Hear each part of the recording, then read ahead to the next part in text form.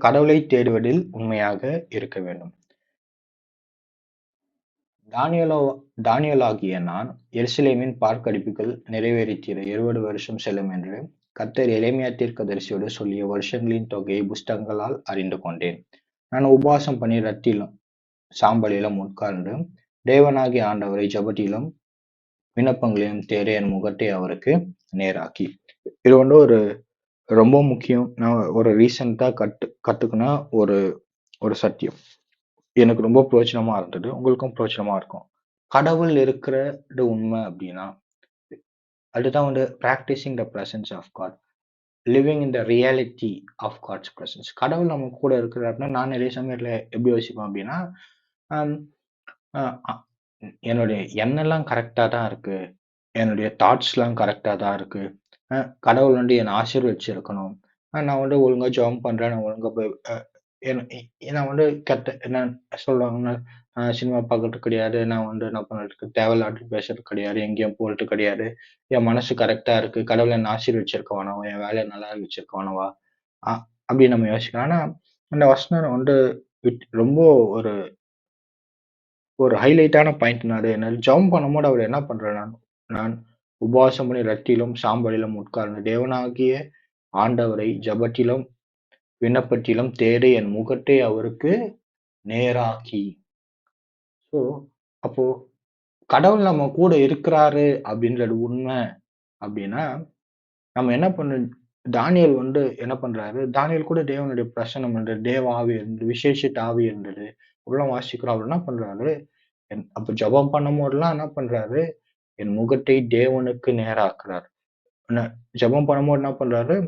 தேவனாகிய ஆண்டவருக்கு ஆண்டவருக்கு நேராக முகத்தை நேராக்குறார். வாவ்! எவ்வளவு பெரிய விஷயம் பாருங்க. அப்போ ஒவ்வொரு வாட்டியும் நம்ம ஜெபம் பண்ணும்போது என்ன பண்றோம்? நம்மளுடைய முகத்தை தேவனுக்கு நேராக்குறோம். கடவுள் என் கூட இருக்கிறாரு. நானா யோசிச்சிருப்பேன். யோசிச்சுட்டு இருந்தேன் அப்படின்னா, கடவுள் என் கூட இருக்கிறாருன்னா, அவருக்கு எல்லாம் தெரியும். நான் சொல்லணும்னு அவசியமா எனக்கு எல்லாம் செஞ்சிருக்க வேணாவா? நான் எவ்வளவு உண்மையா இருக்கிறேன், எவ்வளவு உத்தமமா இருக்கேன். எனக்கு செய்யவே மாட்றாரே! அவர் என்ன கடவுள் அப்படின்னு நான் யோசிப்பேன். ஆனா தானியேல் என்ன யோசிக்கிறாரு அப்படின்னா, கடவுள் என் கூட இருக்கிறாரு. முழங்கால் படியிட்டு ஜெபம் பண்ணணும். அப்போ ஜெபம் பண்ணும்போது தான் என் முகத்த அவருக்கு நேரா ஆக்குறேன் அப்படின்னு அவரு யோசிக்கிறாரு. வாவ்! இன்ட்ரஸ்டிங். அப்புறம் என்ன பண்றது? புஸ்தகங்களால் அறிந்து கொண்டேன். பைபிள்ல அறிந்து கொண்டேன் அப்படின்னா, நிறைய சமயத்துல அதோடைய அர்த்தம் என்ன அப்படின்னா, ஆதாம் ஏவாளை அறிந்தான். அறிந்தான்னா ஒரு உறவை குறிக்கிறது. இப்போ பைபிள் நம்ம படிக்கும்போது என்ன பண்றோம்? கடவுள் நம்ம கூட இருக்கிறாரு அப்படின்றது உண்மை அப்படின்னா, நம்ம என்ன பண்ணணும்? ஏன் எனக்கு எதுவும் செய்யல அப்படின்னு யோசிக்கக் கூடாது. கடவுள் என் கூட இருக்கிறாருன்னா, எனக்கு ஏன் அற்புதம் செய்யல? அதிசயம் செய்யல? எனக்கு ஏன் வாழ்க்கையில நிறைவேறல? கடவுள் அப்படி யோசிக்கல. தானியேல் எப்படி யோசிக்கிறாரு அப்படின்னா, அவர் என்ன பண்றாரு? யோசிச்சு பாருங்க. அவர் அடிமையா இருக்கிறாரு. அ அ அவருடைய நிலைமை என்னன்னு கொஞ்சம் நான் உங்களுக்கு சொல்றேன். தானியேல் என்ன பண்றாரு, அவன் கடவுள் இருந்த தேவாலயத்தையே என்ன பண்றாங்க, இந்த பாபிலோனியர்கள் இடிச்சு போடுறாங்க. இடிச்சு போட்டு அடிமையா கூப்ட்டுன்னு வராங்க. யோசிச்சு பாருங்க, கோவிலே உடைச்சுட்டாங்க. கடவுளோட கோவிலே உடைச்சுட்டு அவங்க கூப்ட்டு வராங்க. இவரு என்ன பண்றாரு, இன்னும் கடவுள்கிட்ட ஜெபம் பண்ணின்னு இருக்காரு. என்ன இது? அப்போ கடவுள் என்ன பண்றாரு? புஸ்தகங்களால் அறிந்து கொள்றாரு. இன்னும் கடவுளை தேடுறாரு. அப்ப அவருடைய நிலைமை எப்படி இருக்கும் யோசிச்சு பாருங்க. அடிமைகளா இருக்கிறார். அ அவர் பேர மாத்திட்டான்னு சொல்றாங்க. அ எவ்வளோ பிரச்சனைலாம் அவருக்கு இருக்கு. ஸோ அந்த மாரி இருக்கு. இவரு என்ன பண்றாரு? புஸ்தகங்கள படிக்கிற அவரு எரேமியா தீர்க்கதரிசியின் புஸ்தகங்கள படிக்கிறாரு. பைபிள் படிக்கிறாரு நம்ம சொல்லலாம். தேவனோட ஒரு உறவுல இருக்கிறாரு அப்படி சொல்லலாம். அப்ப நான் உங்களுக்கு என்ன சொல்றேன் அப்படின்னா, நிறைய சமயத்துல வாழ்க்கை வந்து என்ன கிடையாது அப்படின்னா, இட்ஸ் அ பார்ட். அ வாழ்க்கை வந்து என்னது? ஒரு பார்ட். அது வந்து என்ன கிடையாது அப்படின்னா, அ எந்த வழியில நம்ம செல்றோம்னு யோசிச்சு பாருங்க. நிறைய சமயத்துல நம்ம எண்ணம்லாம் கரெக்ட்டா தான் இருக்கு. நல்லா படிக்கணும்னு யோசிக்கிறோம். என் குடும்பத்த நல்லா வச்சுக்கணும், நல்லா சம்பாதிக்கணும் அப்படின்னு யோசிக்கிறோம். ஆனா வாழ்க்கை வந்து என்ன கிடையாதுன்னா, குட் இன்டென்ஷன்ஸ் கிடையாது. Good actions. அது வந்து என்ன அப்படின்னா, குட் ஆக்ஷன்ஸ். நம்ம படிக்கணும்னு யோசிக்கிறோம். ஆனா நிறைய சமயத்துல நல்லா படிக்கணும்னு யோசிச்சுன்னே இருப்பேன். ஆனா படிக்க மாட்டேன். அ அது மாரி இருக்கு. அப்போ வந்து என்ன அப்படின்னா, யோசிச்சு நம்ம ஏன் கடவுளே இருப்பான்ல, எடுப்பான்ல அப்படி யோசிப்போம். அப்படி யோசிக்கக்கூடாது. வாழ்க்கை வந்து என்ன கடவுள் இருக்கிறது உண்மை அப்படின்னா நம்ம என்ன பண்ணணும்? முகத்தை அவருக்கு நேராக்க வேண்டும். இன்னும் தேவனை தேட வேண்டும். கடவுள் தேடுவதில் உண்மை. கடவுள் நம்ம கூட இருக்கிறார் அப்படின்னா, ஏன் எனக்கு ஏதோ செய்யல அப்படி யோசிக்கக்கூடாது. கடவுள் நம்ம கூட இருக்கிறது உண்மை அப்படின்னா, இன்னும் நம்ம நம்ம முகத்தை அவருக்கு நேராக்க வேண்டும். Direction Trump's intention every time. அப்படின்னா வாழ்க்கை என்ன கிடையாது அப்படின்னா, கடவுள் நம்ம கூட இருக்கிறார் நமக்கு தெரியும். ஆனா, ஆண்டவரே கடவுள் என் கூட இருக்கீங்க, ஏன் எனக்கு இந்த அற்புதம் செய்யல? அப்படி கிடையாது. கடவுள் நம்ம கூட இருக்கிறாருன்னா நம்ம என்ன பண்ணணும்? முட்டி போட்டு முகட்ட அவருக்கு நேரா ஆக்கணும். நம்மளுடைய கை என்ன பண்ணணும்? பைபிள புரட்ட வேண்டும். ஆ, நம்ம என்ன பண்ணணும்? உபவாசம் பண்ணணும். தேவனை இன்னும் தேட வேண்டும். மனசு கரெக்ட்டா இருந்தா போதாது. வாழ்க்கை மனசு கரெக்ட்டா இருக்கிறது கிடையாது. நம்ம எந்த பாதையில போறோம் அப்படின்றது ரொம்ப ரொம்ப முக்கியம். மனசுலாம் எல்லாருக்கும் கரெக்ட்டா இருக்கு. எல்லாருக்கும் மனசு எப்படி இருக்கு? கரெக்ட்டா இருக்கு. ஆனா செயல்கள் கரெக்ட்டா இருக்கா? கரெக்ட்டா இல்ல. ம். நம்ம போற பாதை கரெக்ட்டா இருக்கா? அது நிறைய சமயத்துல கரெக்ட்டா இல்ல. நம்ம என்ன பண்ணணும்? கடவுள் நம்ம கூட இருக்கிறாரு அப்படின்றது உண்மை அப்படின்னா, இது ஒரு பெரிய சத்தியம். அ அத நம்ம புரிஞ்சுக்கொள்ளணும். வாழ்க்கை லைஃப்ல நம்ம மனசு எல்லாருக்கும் கரெக்ட்டா இருந்ததுனால வாழ்க்கை மாறாது. வாழ்க்கை எப்போ மாறும் அப்படின்னா, கடவுள் நம்ம கூட இருக்கிறாருன்னு ஓகே. எல்லாருக்கும் ஓரளவுக்கு தெரியும். ஆனா கடவுள் இருக்கிறாருன்னா நம்ம என்ன பண்ணணும்? தானியேல் போல நம் முகத்தை அவருக்கு நேரா ஆக்க வேண்டும். புஸ்தகத்தை படிக்க வேண்டும். தேவனை அறிந்து கொள்ள வேண்டும். அப்படிதான் இருக்கணும். அப்போ அதே மாரி தான் அது தேவனை தேடுவதில உண்மையா இருக்கணும். மற்ற காரியத்திலும் அப்படிதான் இருக்க வேண்டும். நம்ம வேலையில சரி, அ எல்லாருக்கும் நல்ல வேலை செய்யணும் அப்படின்னு யோசிப்போம். நல்லா படிக்கணும்னு யோசிப்போம். ஆனா மனசு கரெக்ட்டா இருக்கு. ஆனா செயல்கள் கரெக்ட்டா இல்ல. நம்ம போற பாதை கரெக்ட்டா இல்ல. அப்போ கடவுளுடைய பிரசனத்தை நடைமுறைப்படுத்துதல்ல நிறைய காரியங்கள் பார்த்திருக்கிறோம். நம்ம என்ன பார்த்திருக்கிறோம்?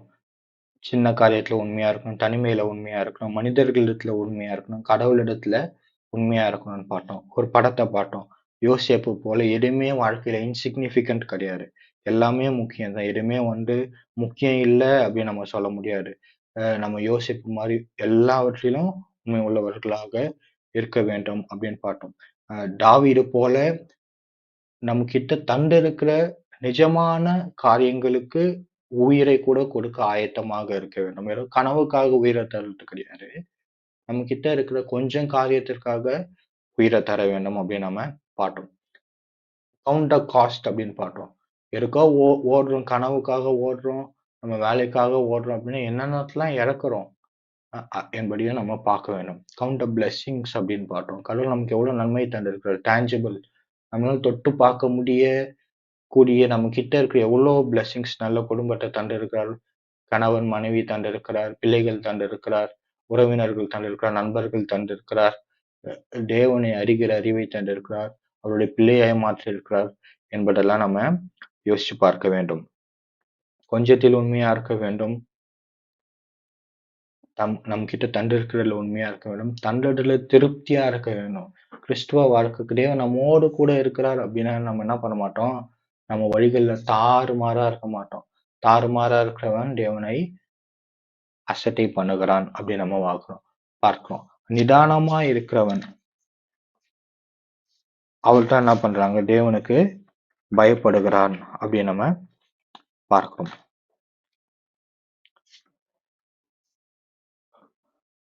தாறுமாறானவன் அவரை அசட்டை பண்ணுகிறான் அப்படின்னு பார்த்தோம். கடவுள் நம்மோடு கூட இருக்கிறார் அப்படின்னா யோசேப்பு மாதிரி இந்த இடத்துல தேவன் என்னை வைத்து இருக்கிறார். அவருடைய பலத்த கையில நான் அடங்கி இருக்கணும். அவருடைய ஏற்ற காலத்தில் தேவன் நம்மளை உயர்த்தும்படி அவருடைய பலத்த கைக்குள் அடங்கி இருக்க வேண்டும். தேவன் தான் கிருபை தரார். தாழ்மையுள்ளவனுக்கு தேவன் கிருபை தரார். அவர் உங்களை விசாரிக்கிறவரானபடியினால் உங்கள் கவலைகளை எல்லாம் அவர் மேல் வைத்து விடுங்கள். அவர் தான் நம்மை விசாரிக்கிறவராக இருக்கிறார். அதனால நம்ம இருக்கிற இடத்த குறித்து நம்ம கவலைப்பட வேணாம். கடவுள் எந்த இடத்துல வைத்து இருக்கிறாரோ அந்த இடத்துல நம்ம பெஸ்ட்டா இருக்கணும். நம்ம ஏன் கடவுள் இன்னும் உன் கூட தான் கடவுள் இருக்கிறாரு.